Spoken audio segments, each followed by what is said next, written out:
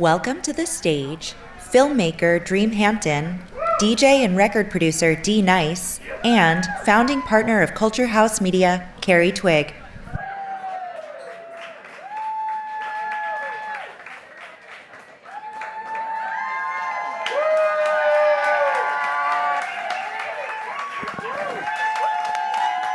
Hey, everybody. I love this. Already walking out. Thank you all so much. Stretch. Thank you for coming. Thank you both for being here. This is really exciting.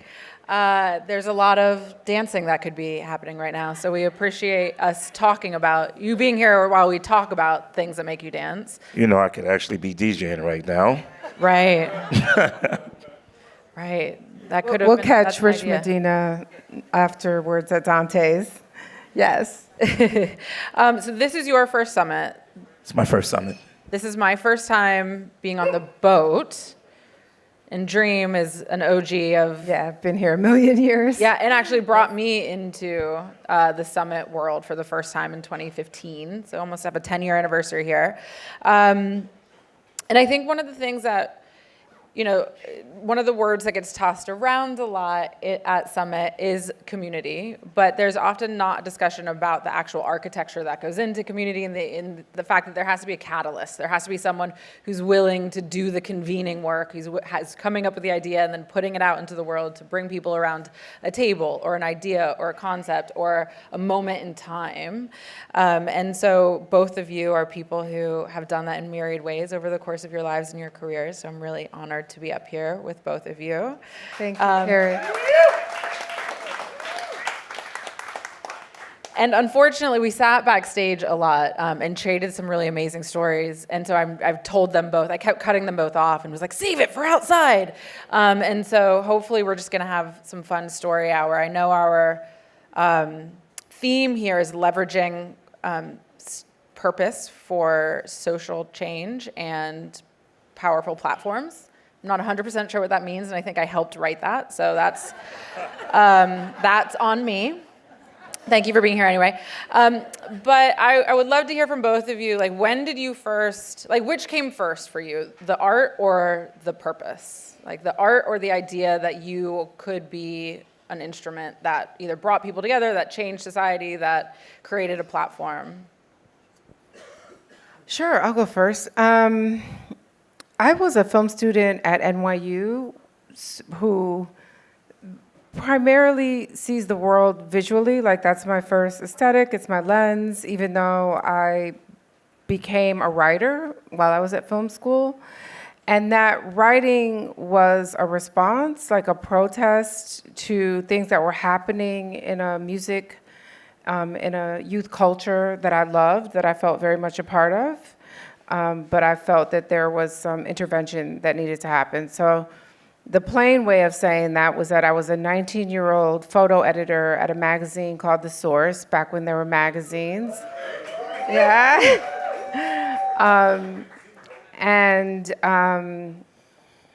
we were, building kind of language around this emerging kind of the pre-commercial.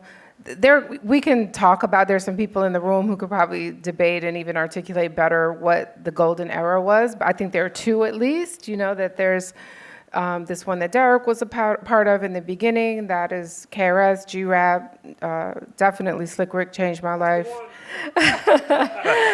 and then there's this one that begins around 93 with Wu-Tang, post-Illmatic, and then, of course, Nas and Pac and all that. So where we really get super commercial, that's called the Golden Age. But anyway, so in 1991, I'm a photo editor at The Source. The Source wasn't using real photographers. They were printing black and white images that the labels gave them. And I was like, this isn't a good idea, y'all. And so I was bringing in new photographers like Sue Kwan and Al Pereira and Michael Benabib, and Chimo Du eventually to be a full-time person on our staff.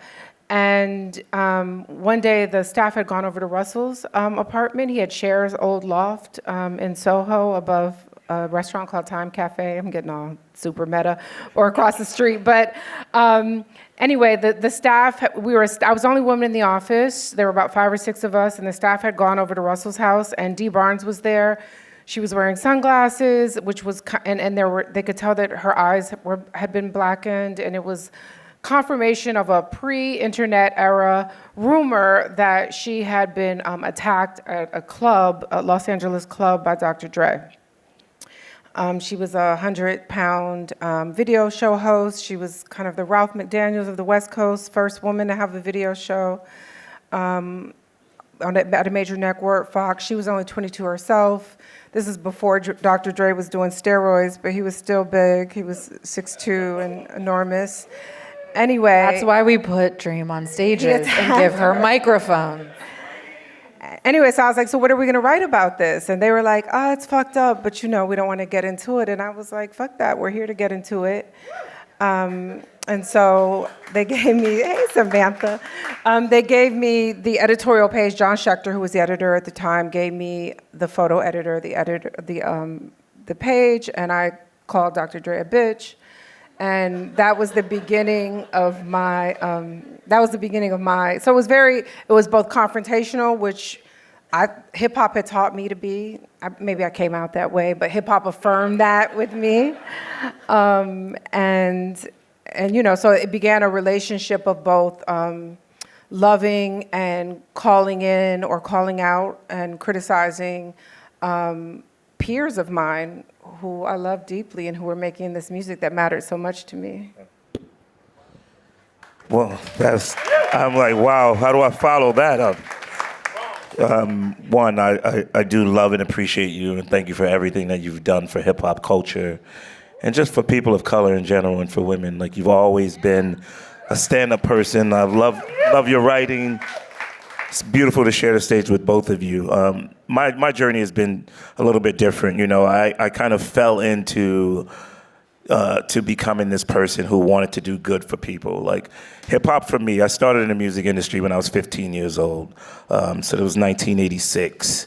And started with a group called Boogie Down Productions with a rapper named KRS-One. And for KRS, it was different. He lived in the men's shelter when we started making the records. I grew up in a rough neighborhood, but I did have a roof over my head. I shared an apartment with like my cousin and her son. It was a 1-bedroom apartment. My cousin, her son, her boyfriend, and my great-grandmother. And my great-grandmother and I used to share. We slept on opposite sofas in the living room. So my only escape was to go into this kind of narrow bathroom in the apartment that we lived in, kind of like a subway kind of long bathroom, and I would sit on the floor and just write lyrics. But I wanted to be a singer, but I couldn't sing, so I ended up doing hip hop. I couldn't sing, so there was no auto-tune back then. So, and the crazy part about it, when I say I literally walked into this journey, was my cousin's boyfriend who lived with us was he was a security guard at the men's shelter in the Bronx. And we didn't have Ubers back then, and the walk to that men's shelter was roughly around 3 miles. And he asked me to bring some food. I thought I was going to be a chef. I thought I was going to be everything, man. Meanwhile, all I did was warm up some corned beef hash, and but whatever, So I walked over to the shelter to bring food to him, and he said, "Hey, I want to introduce you to someone."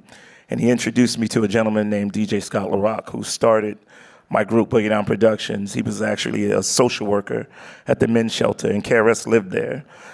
So one day I was talking to Dave Chappelle, and I was sharing this story with him, and he said, "Man, did you hear what you just said?" I was like, "Yeah, I just took some food over there." He said, "No, you walked 3 miles with food to feed your future." And to me, that was that's the way my entire life has been.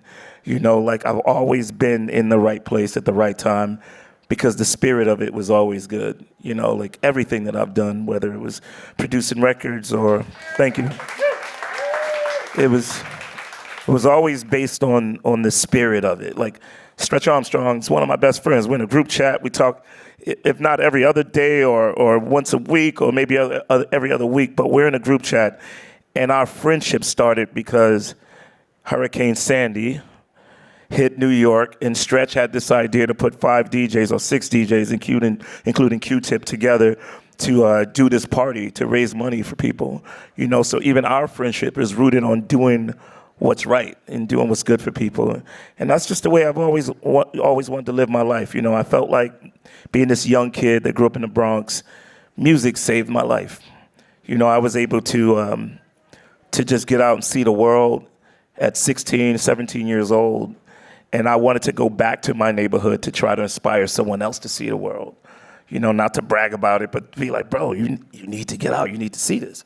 And that journey has taken me here. Like when people think about, the Club Quarantine, thank you.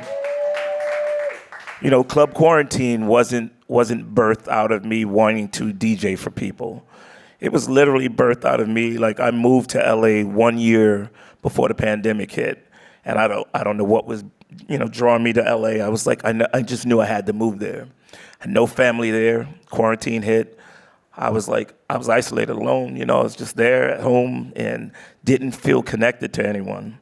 So the idea of getting online was really about me trying to just find a community and trying to just touch people and feel connected. Little did I know, 200 of my friends were going to be in there. Dream was in there. Stretch was in there. I'm like, wait, this is kind of cool. Whoa, what's going on, man? And we all started to pretend that we were in this club. Who's at the door? Jessica Rosenblum's at the door right now. Can I get on the guest list? We just used our imagination and just came up with this idea for this club. And 3 to 4 days later, I realized the importance of what was happening. It wasn't about just DJing for people. It was about people finding ways to stay connected. And it was one of the most beautiful experiences. But it goes all the way back to when I first started making music. It's the same reason, always wanting to do something good for people. That's so beautiful. How many people came to Club Quarantine? Yes. CQ. Yes. Ty was always in there. Y'all get in every time? Yeah.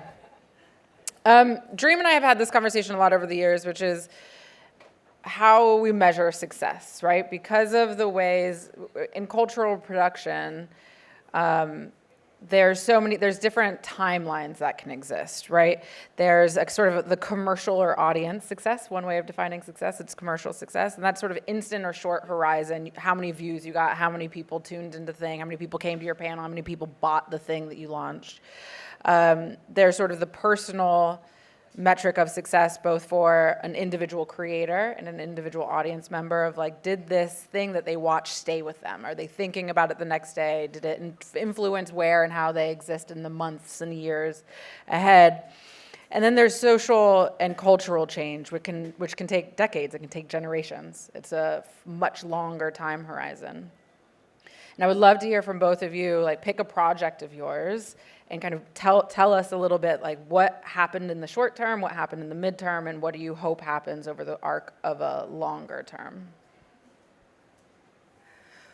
Well, I'm not necessarily, immediately I started thinking about, that, so Carri and I have worked on political projects. We have used culture to try to shift policy, to get props, say in California. We've worked with John Legend to get crimes that were classified as felonies declassified and made into misdemeanors. That was Prop 47, right?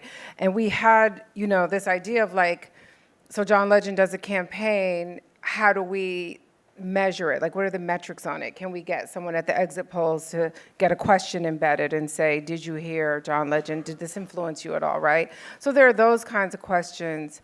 There's the question of cultural change. I can remember going home to Detroit after living in New York for more than 2 decades and being connected to a younger generation of activists and organizers and going to a meeting and they wanted us to introduce ourselves with our pronouns. And I remember thinking, wow, this is I remember the whole first reactionary, I'm clearly a woman, right? And then I remember thinking, wow, this is a cultural shift over the years. This became a practice because, genderqueer folks we're pushing this practice, right? Because I'm often thinking about how the right is constantly winning, how they'll throw out 3 words that have no grounding in reality, something like partial birth abortion, and we'll be fighting that for 30 fucking years. We'll lose Roe to that. Like 30 years later, so a thing that never happened will be the thing that we'll lose a huge right to, right?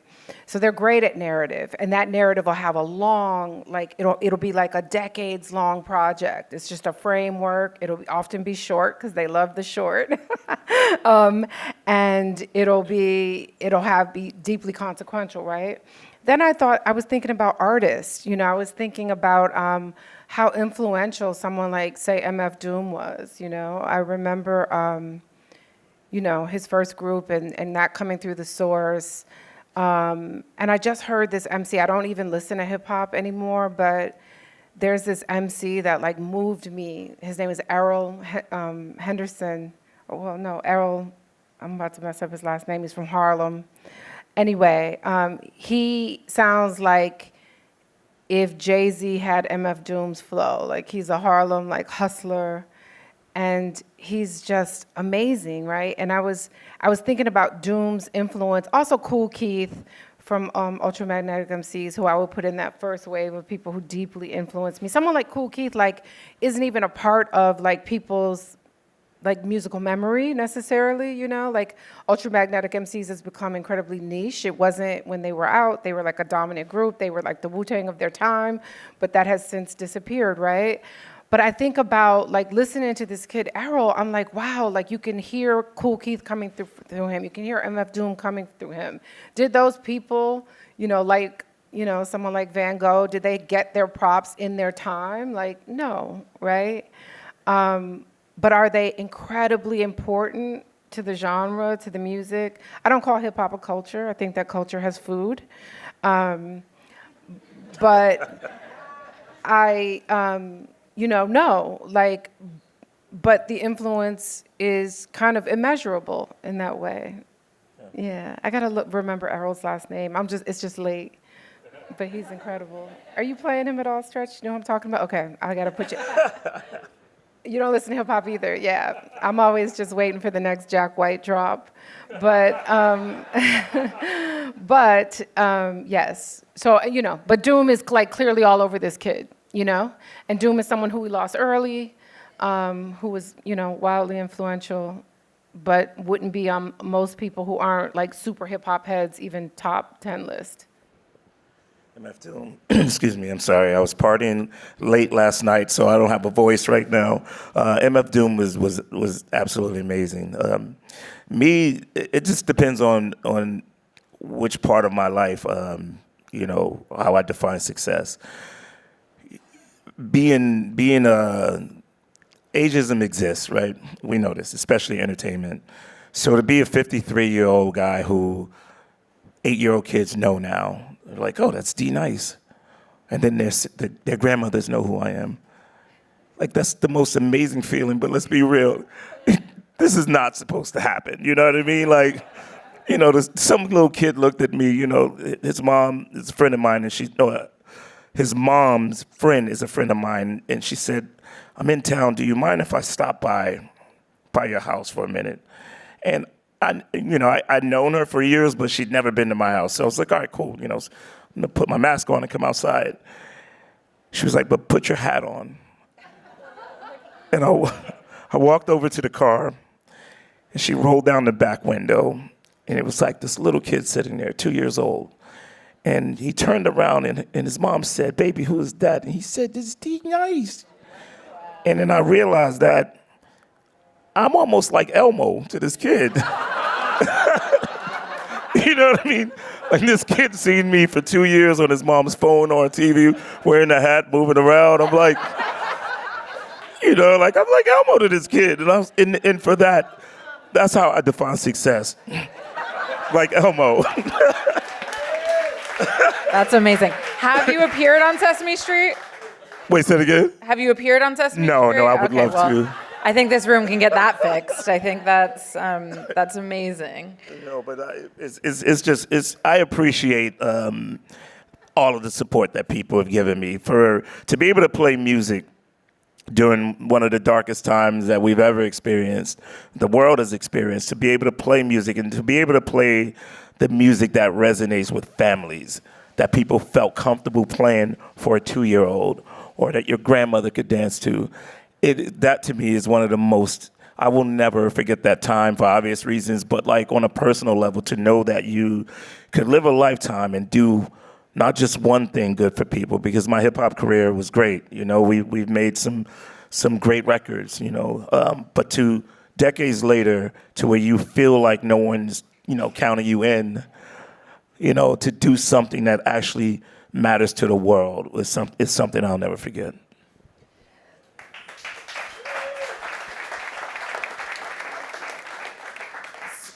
So when you started Club Quarantine, did it hit immediately, or what was the time? I can't remember. I have no memory. I mean, within a week, Michelle Obama was in the room. Yes, it was day one. I wasn't, you know, it's funny because I watched a video recently. So, you know, the 4th anniversary was like March 17th. And I watched the video from that first day. I wasn't DJing, but I could see how my eyes were red, and they were red because I was in tears, you know, and the tears were out of loneliness. I had things already. I had a very nice apartment. I had my cars. But what I didn't have was family there, you know, because as artists, we travel so much. Sometimes you neglect family, or you neglect your friends or whatever, because you're out here, you're grinding, you're doing what you love. And when the world stopped, I looked around and I was like, wow, like, I never even made my apartment home, or I didn't have food at home. You know, I couldn't get food. People had broken into the grocery stores. And, you know, I literally, at home, all I had was beans and peanut butter protein bars. I'm not making this up, because that's all was left in the store. No one wanted that stuff. You know, so I was like, all right, this is what it's going to be, you know, for the 2 weeks. Yeah, it was crazy. But by day 2, it's funny, I called up John Legend, and I noticed that you were now able to split the screen. And I was like, hey, let's split the screen and try to inspire the 200 people that was there. But little did I know, like, we were all new to this. I didn't know that splitting the screen meant it was going to notify his followers that he went live. And then all of a sudden, there was 6,000 people in there. And I was like, oh, shit, I'm going to split the screen with more people. And I just kept doing it and watching it grow. And I called a buddy of mine, DJ Clark Kent, and we were talking. And I was like, man, this actually feels real. And he was like, you should actually DJ now. And I rushed over to Guitar Center, bought a controller, because I didn't believe in having turntables at home. When I was home, I didn't want to play music. Bought a controller literally 30 minutes before the complete shutdown. Like, had I gone after that, then there's no Club Quarantine. That's why I said, like, everything was meant to be. And went home, played music for 8 hours. And a guy that I met on Martha's Vineyard called me. And I'd only seen him one time that summer before, 2019. And he was like, hey, I listened to you last night. You know, you played for 8 hours. I thought he was crazy. I was like, who was listening to me for 8 hours, you know? And he said, when I met you, I forgot to tell you that I work at Instagram. And we're all watching you. We think what you're doing is amazing, and you should do it again. And that's why I kept doing it. So had I met that guy and I was an asshole to him on Martha's Vineyard, then none of this happens, you know? So to me, the whole story is about being kind to people. Like, that's the Club Quarantine story. It's amazing. Dream, you seem to have a reaction to that. You were just making a face. Oh. I'm just moved. I remember it. Yeah.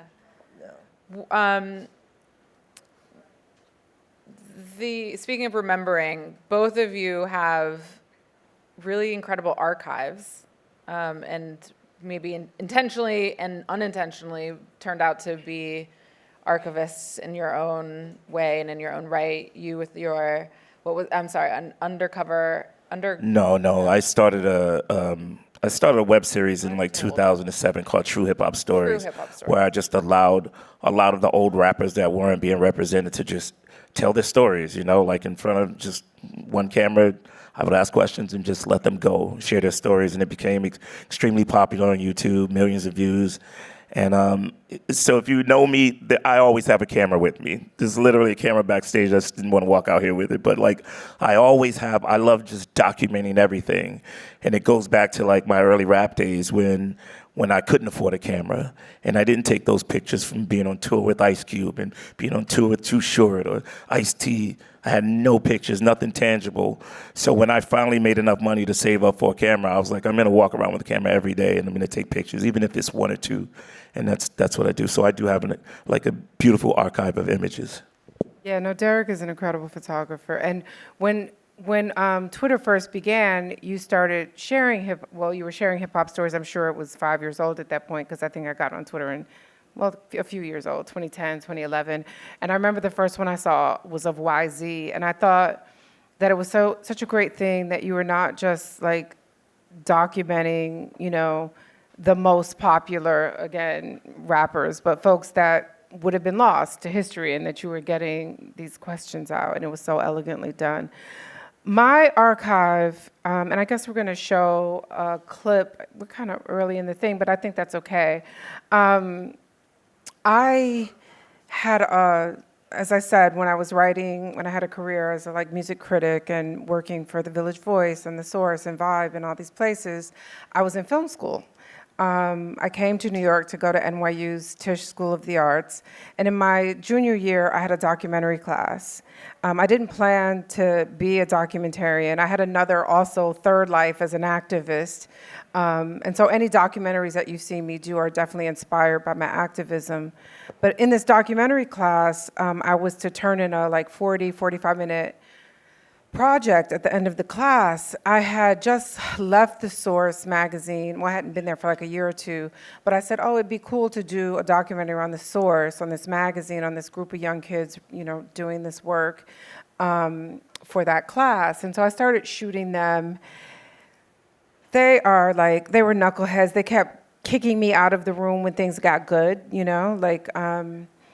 So, and I was like, this is not how documentaries work, guys. Have to keep the cameras rolling. And so I told my neighbor and friend, Biggie, Notorious B.I.G., that I was going to get an F. I was like, I'm going to get an F in this class. I don't have anything to turn in. He was like, Ma, just come shoot me. At the time, he may have had Party and Bullshit out. Maybe he just had the Mary J. remix that he did at Daddy-O's house in Stetsasonic, who lived on Grand Avenue around the corner from us. He lived on everyone now lives in Brooklyn, but he lived on St. James Place. I lived on between Fulton and Gates. I lived on Cambridge Place between Gates and Green.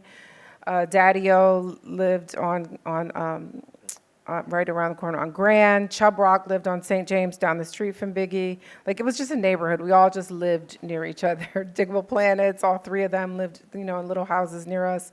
Anyway, so I started shooting big, and I shot other people too. I was one of the people who, back then, this is also the beginning of the real emergence of West Coast hip hop, which, because I'm from Detroit, even when I was in the office at the Source, I wasn't allergic to West Coast hip hop. They all were, right? Right.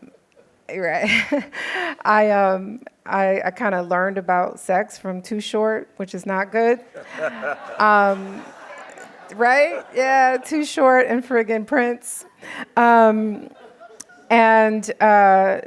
So by the time, NWA comes out, they're second wave to me, I had definitely, just like I was watching Derek on Video Music Box, I was watching, Eazy-E, They Want Easy, that video I can remember so vividly. Anyway, I profiled Lady of Rage for Vibe magazine, and we became friends, and so she was inviting me out to to LA, and I ended up shooting Snoop while he was making Doggy Style.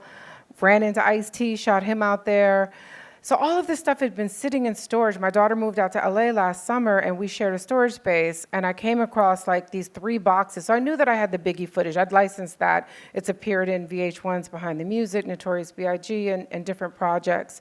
I remembered shooting Snoop, but I hadn't looked at it for 30 years. But then I saw all these other 3/4-inch tapes that said Guru, or no, it said Keith E. And I was like, when did I shoot Keith? Keith also lived around the corner. He lived on Washington and Washington Ave on Branford Marcellus's old brownstone. And I used to have a really short haircut at Caesar. He used to cut my hair. He was a really good barber. And so I was like, I couldn't even remember shooting Keith. I had a 3/4 inch that said Mobb Deep and Q-Tip. It was from a time when Tip was in the studio tracking Temperatures Rising with them. So I brought this, like, you know, I sent all of these tapes to my editor in New York. And I said, maybe we have a short film here. And then we started going through the footage, and we were like, we have a feature. And so that feature will debut in June at Tribeca Film Festival.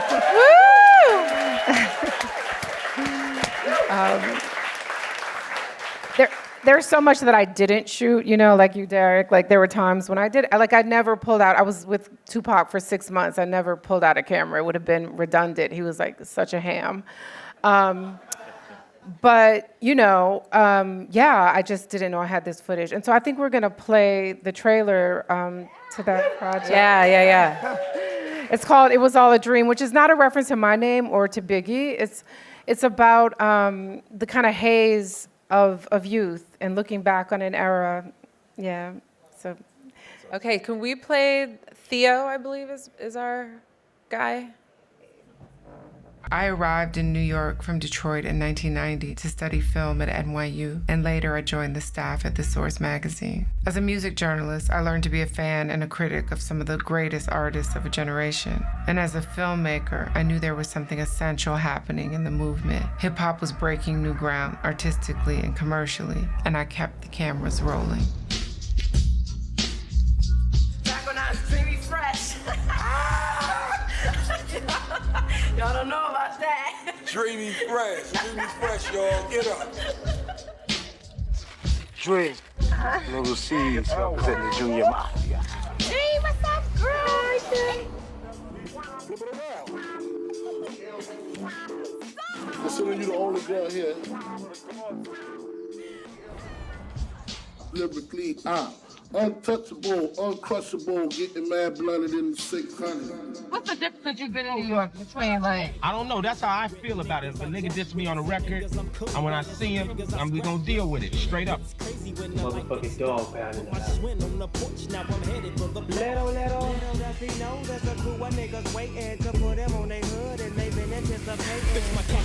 What the fuck, man? Get the fuck off that punk smooth shit, man.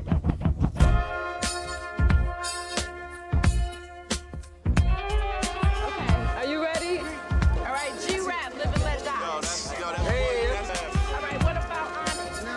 Onyx is cool, yeah. Where did the, like, slam dancing and shit come from? That wow.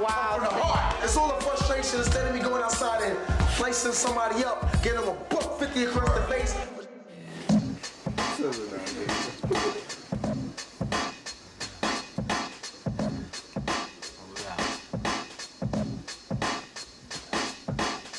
What up, son? I heard they got you on the front for a body. And I was out there doing my thing, selling my motherfucking shit, trying to survive.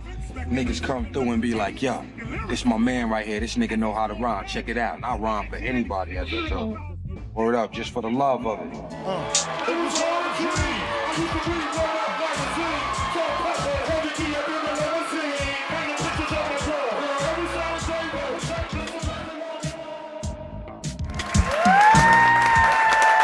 Thank you for y'all.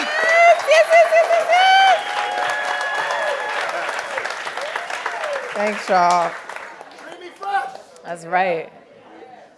Yeah, I forgot the meth footage. I forgot that. So you can see it's different qualities of footage. I don't know what, we're using some fisheye lens on Snoop. That was so dumb.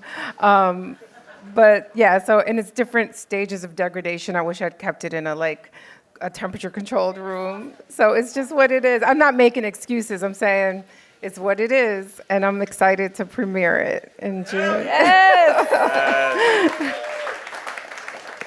What was that that was the first time you'd seen the trailer? Oh yes, the first time. I'm over here. I was smiling because that's like my generation of hip hop. You know, I was when that was what, like 91? 93 to 95 with Biggie. 93 to yeah, 95. the Coogee I was is like 95. 22 years old. Like, it's the hip hop I love. So that's great. You complaining, well, not complaining, but even just mentioning the quality. The thing is, you have the content. That's, you know what I mean? Like, that's just beautiful to see. Thank you. Yeah. Why was it? I mean, yes, you found the tapes. So, if you don't know, Dream and I, along with a whole team of other people, made a 4-part doc series on Netflix called Ladies First: A Story of Women in Hip Hop. And myself and my business partner had come up with this idea to do this series. Basically, I had something that made me sound smart at dinner tables that doesn't actually work, that you could track the waves of feminism alongside eras of women in hip hop. It doesn't hold up, but I sounded smart at a couple dinner parties. And we wanted to make a documentary about the kind of exploring gender and misogyny and race and class in America for women, particularly Black women, and using hip hop as sort of our way in, right? And I was like, we can't do this unless Dream will be a part of the project. And so we go and we fly to California and we sit in Dream's living room and we tell her about the project and we tell her how excited we is. And she's like, nah, I don't do the past. And we probably, I don't know, spent the next 6 months to a year trying to convince you to be a part of it. And you eventually said yes. And I actually don't know. I was thinking about that this morning, and I actually don't know why you said yes. I like to think it's because I'm pleasant, but I don't think that was that was why. And so, one, I would love to know why you said yes to that project, but also why you said yes to this one. Yeah. Well, I love you, Carri. And so that was reason enough to finally say yes. I'm not a nostalgic person. I really love right now. Like, I never wanted to be that person in a Sergio Ticini talking about the 90s and you know what I mean? Like, so I just, I think that I wanted to intervene, I always say to bring the darkness, like the story of women in hip hop is more Game of Thrones than it is Sex and the City, you know? It's a story of like exploitation and inequity and abuse, as much as it is about like voice and affirmation and power. And I wanted to make sure that that part was in there too. So I directed episode 3, which was about inequity and erasure. And we had people like Drew Dixon and Dee Barnes come in and tell their stories. Drew Dixon tells the story about A&Ring Mary J. and Method's You're All I Need to Get By, and not being on the credits because she didn't realize she had to type them up herself in order to like even be a part of the project, the history of the project. And that kind of erasure is wildly common, you know, with the women who push the music in so many ways. And so I felt like I could contribute that. Like I could come and bring the Debbie Downer aspect to the because you know the rose color. So this project, you know, I'm telling it at a time when there's a lot that's happening. Like this is you said it so well, Carri. You said this is when we're 22, 23, and we don't know what's in front of us, right? And there's a lot of success, but then there's going to be a lot of like drama and not such good things that are coming out even now, right? And that's a part of like the kind of disappointment too that is a part of aging. I mean, the secret is to not stay bitter, and I think the way to not stay bitter is to be firmly in the present and to have intergenerational relationships and friendships, which I've always had. Like 3 of my best friends are in their mid-80s, right? And I also have friends who are 15, 20 years younger than me. But yeah, nostalgia is not my jam. I was important to me. I was so proud of what we made with Ladies First. I thought that we hit that right note of like being celebratory, like really honoring the women who had helped build this music. And also like telling the story about all the ways that they'd been exploited, erased, how they didn't end up with the big, you know, endorsement deals or checks or whatever, or even a part of the history that they're always considered on the margins. You know, that story that we told in episode 1 that, you know, we celebrated, I stayed out of it, but there was the 50th anniversary of like hip hop last year, and it was celebrating a party that happened in the Bronx at Cool Herc's on Sedgwick Ave in his building. That party was thrown by his sister Cindy, who was trying to raise clothes, and she had her brother DJ, right? Totally erased from the story, you know? Adidas has a similar story about, you know, the sister in that story. But, you know, all of the ways that women are erased was important to get it back in there. So thank you for inviting me onto that project. I'm glad I said yes. Yes. What do you think when you look back, not only if it was all a dream, but when you think about the arc of your career, where it is now being, you know, a famous, traveling the world, being famous, having fame at a young age in your teens, then now being at the same thing, being Elmo to 2-year-olds. Like, how do you reconcile that? How do you place yourself within that continuum? Yeah, I agree with Dream. I tend to not look in the past. The only thing I like from the past is the music, you know, just DJing. I love playing classics, but in terms of like my life, I don't look back. You know, sometimes I'll see these images and I'm like, wow, I can't believe I did that. Like, you know, looking back to me, there was a time when looking back would have been extremely disappointing. You know, how you could give your life to a culture and then not feel the love again. So the moment that I stopped feeling the love, I walked away from it. You know, the moment that it didn't become fun to me, you know, and I spent 7 years trying to reinvent myself, you know, like 7 years of my life from the age of 23 to 30 years old, just trying hard to just reinvent myself, but to still be creative. And luckily for me, you know, I've always had good friends around me. And I remember sitting in the car with one of our buddies who is now deceased, but he managed like 50 Cent, Mariah. And I sat in the car with him and I told him, I was like, man, I think I want to make music again. And he said, you don't want to do that. Like, it's a totally different game, and you're smarter than that. Like, there's so many things that you can do. And not that he was trying to discourage me from, you know, making music. It was like he knew that I would probably think that I was going to live in that past again. And because of that, I ended up starting a creative services agency. And I ended up teaching myself how to program. And, you know, I was writing code, HTML, PHP. Exactly. That's how I know James. I was like doing online marketing. I did everything creative. You know, I became a photographer because a client, I was building a menswear website for a client, for Kelwood, and I didn't like the images, so I went and bought a camera. And then I didn't tell them, that I was going to shoot it. I just hired a model, went to Central Park, and shot the images and used all the images on the website. And because of that, like, it just kind of forced me to just really just do all of the things that I love. So because of shooting that and buying the camera, I was like, hey, you know what? I'm going to go to school for photography. You know, I'm the rap dude from like the 80s that's now in school for photography. And I ended up shooting, you know, I was a feature photographer on America's Next Top Model. I shot campaigns for Reebok, for Grey Goose, for Hennessy, you know.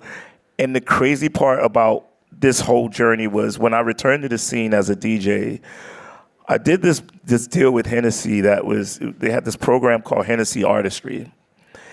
And it was just, they hired me to shoot the campaign and to help with the online marketing.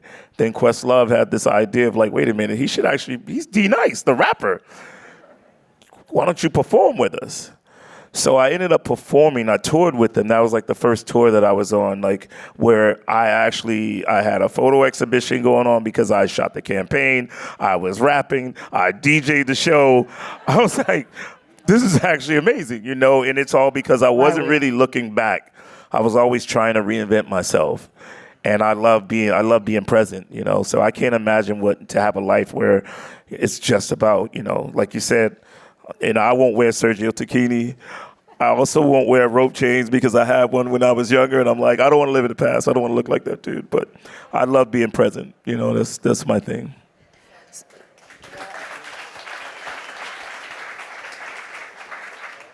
So then what's the next evolution? Filmmaking. That is the truth. I moved to LA, which makes this whole thing funny to me. DJing was supposed to be, 2020 was the year that I said I was retiring from the music business. I no longer wanted to DJ. I hated the business. I didn't like the way they treated black DJs. I didn't like any of it. I didn't like the way they treated hip hop DJs. I was like, yo, I'm over it. I'm moving to LA. I'm going to become a filmmaker. I'm going to start. I called Ava DuVernay up. She made me a, music supervisor for one of her projects. That's what I was going to LA to do. And then the pandemic hit, and I started DJing every day for the world. And, that's why I said, you never know where life will take you.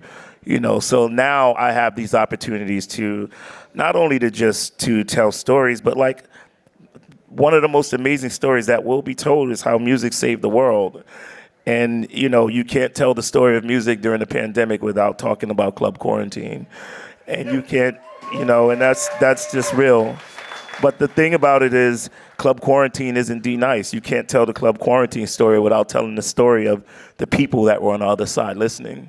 And, the abusive relationship that someone was in, that her only escape or his only escape was to put these headphones on.